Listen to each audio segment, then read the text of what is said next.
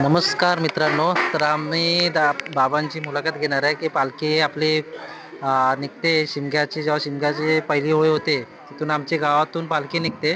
तर सगळे गाव पूर्ण एकत्र येतो आणि पूर्ण आजूबाजूचे गावं घेतात. ते बाबांना विचारणार, बाबाला कुठून कुठपर्यंत आपली पालखी जाते आणि इकडे कशी येते ते बाबा सांगणार आहेत आम्हाला. नमस्कार.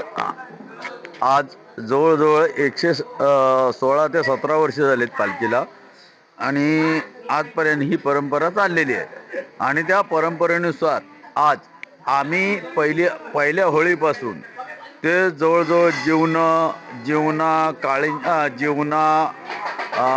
दांडा, श्रीवर्धन तालुका, म्हसळा तालुका, आणि तिथून हरिहरेश्वर करत करत करत मंडणगड तालुका, परत दापोली तालुका, एवढे 3 तालुके आम्ही फिरतो. परंतु ही परंपरा जी चालली आहे ती आज आमच्या वयानुसार आम्हाला ते न झेपण्यासारखं आहे, परंतु आम्ही करतो. देव आहे, देवासाठी केलं पाहिजे. आणि ह्याच्या पुढं सुद्धा ईश्वराने सर्व मुलांना जी मुलं करतील त्यांना पुढं प्रोत्साहन दिला पाहिजे आणि त्या मुलांनी ही संस्कृती जपली पाहिजे, हीच आमची अपेक्षा आहे. साहेब, तुम्ही बोला 2 शब्द. मी तुमचं नाव. केळशी विकास मालवणकर, माजी तंटाबद्ध अध्यक्ष केळशी. आणि ही जी साखरेची जी काही पालखी येते आमच्या केळशीमध्ये, आज माझ्या जन्माच्या आधीपासून मी बघतोय साखरेची पालखी अगदी रायगड जिल्ह्यामध्ये सुद्धा 1-2-3 तालुक्यामध्ये चांगल्या प्रकारे त्यांचा हे प्रयोजन असतो. आणि आमच्या केळशीमध्ये सुद्धा प्रत्येक घरोघरी फार सुंदर असा एक त्यांचा हे असतो, अनोखा एक म्हणजे तुमचं वाद्य असतो किंवा जी काही परंपरा आहे. आणि त्यांचं ते अगदी नियोजनबद्ध असतो, कुठंही काही गालबोट लावून देत नाही. आमच्या केळशीमध्ये जवळजवळ 4 दिवस तरी कमीत कमी ती पालखी असते, ठिकठिकाणी वस्तीला असते आणि खूप म्हणजे सुंदर त्यांचं नियोजन असतो. आणि चांगली परंपरा त्यांनी आजपर्यंत जोपासलेली आहे. आणि ह्या पालखी उत्सवासाठी मुंबईमधून तरुण मंडळीसुद्धा एक स्वतंत्र गाडी करून 40 ते 50 युवक ह्या पालखी महोत्सवामध्ये सहभागी होतात. आणि खूप चांगल्या प्रकारे त्यांचं नियोजन असतो. आणि खरंच म्हणजे वाखाणण्यासारखं आहे त्यांचा. खूपच सुंदर त्यांचं म्हणजे बघण्यासारखा वादक पण असतो. आणि लास्टच्या दिवशी महाप्रसाद त्यांचा असतो. निलेश बैकर यांच्याकडे त्यांना एक महाप्रसाद असतो. आणि प्रत्येक गावामध्ये रोज कुठं ना कुठं त्यांना एक महाप्रसाद असतो. आणि खूप चांगल्या प्रकारे त्यांचं नियोजन असतो. आणि खरंच म्हणजे सांगावं तेवढं थोडं आहे यांच्याबद्दल. आणि खूप चांगलं कार्यक्रम ते या पालखी महोत्सवातून लोकांना पोचवतात. आणि परंपरा जी काय आहे शिमग्याची, ती त्यांच्या पालखी महोत्सवातून बघायला आपल्याला मिळते. आणि कोकणामध्ये किंवा आमच्या केळशीमध्ये त्यांच्या पालखीमुळे खूप चांगला उत्साह निर्माण होतो. आणि ह्या शिमगा उत्सवाला माझ्याकडून त्यांना हार्दिक शुभेच्छा देतो. एवढंच बोलून मी माझं 2 शब्द थांबवतो. आणि थांबतो. धन्यवाद काका, धन्यवाद बाबा. आम्हाला तर दोघांकडून मुलाखत चांगली भेटली. तशा पद्धतीने कार्यक्रम चालला जातो आपल्या पालखीच्या शिमग्याचा. तर आता आम्ही शेवटचा दिवस आहे आमचा, म्हणजे केळशीला आता आम्ही आहोत. तर केळशीचा आमचा शेवटचा दिवस आहे. केळशीला आता जेवून आम्ही नंतर थोड्या वेळाने आम्ही गावच्या प्रवासाला निघणार आहोत. आमच्या गावी साखरीला जाणार आहोत. तर आम्ही थोड्याच वेळाने निघू. संध्याकाळी आम्ही निघायची तयारी करू. तर आमची वाजत गाजत पालखी जाणार आहे, निघणार आहे इथून. मग नंतरला पलीकडे आपल्या होडीने प्रवास करत साखरेला जाणार आहेत. तर हे आमचे काका आहेत. दरवर्षी काकांकडे जेवण असतो आम्हाला, आमचं खास गावासाठी म्हणजे पालखीला जेवण असतो. काका सांगणार आहेत आम्हाला, दरवर्षी जेवण असतो इथे. दरवर्षी जेवण ते ठेवतात काका, ते काका सांगतील आम्हाला.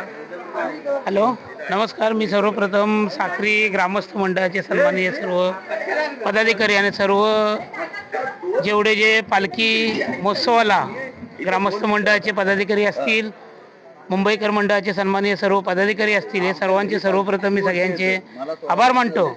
पूर्वीपारपासून ज्यांनी गावातून जी प्रथा ठेवलेली आहे आणि पालखीचा महोत्सव, पालखी उत्सव जे चालू केलेला आहे, हे चिरंतन सगळ्यांनी जे टिकवून ठेवलेलं आहे, याबद्दल सर्वप्रथम मी सगळ्यांचे आभार मानतो. थोडी काही काळांतराने गावाची वस्तुस्थिती, गावाची परिस्थिती ढासळलेली होती.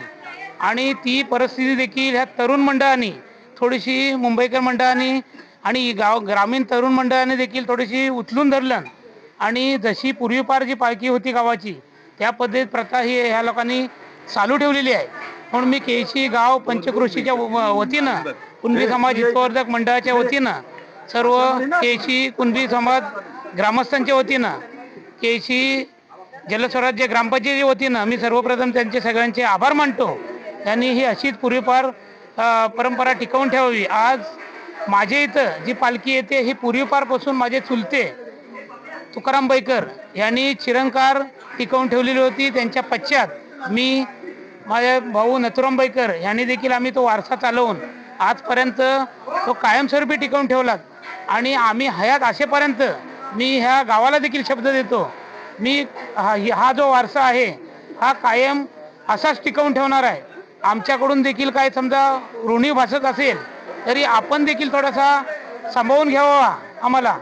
आणि ही पूर्वीपारपासून जी पालखी चांगल्या पद्धतीत टिकवून राहिलेली आहे, तरुण मंडळाने जी टिकवून ठेवलेली आहे त्याने देखील टिकवून ठेवावी असं मी त्यांना सगळ्यांना या शिमगा उत्सवाच्या निमित्ताने शुभेच्छा व्यक्त करतो. पूर्वीपासून आमच्याकडे जो हा लाचच्या दिवशी महाप्रसादाचा कार्यक्रम असतो हा देखील आमचा साक्री ग्रामस्थ मंडळ हा निष्ठाने चांगल्या पद्धतीने अगदी त्याचा आस्वाद घेतो असतो. त्याच्यानंतर हा महाप्रसाद झाल्याच्या नंतर दुपारी थोडासा उन्हाचा तिरकी थोडीशी कमी झाली का मग त्या पालखीचा शरणा असतो. तो शरणा झाल्याच्या नंतर मग ती पालखी गावाकडे जाण्याच्या मार्गदर्शन होते.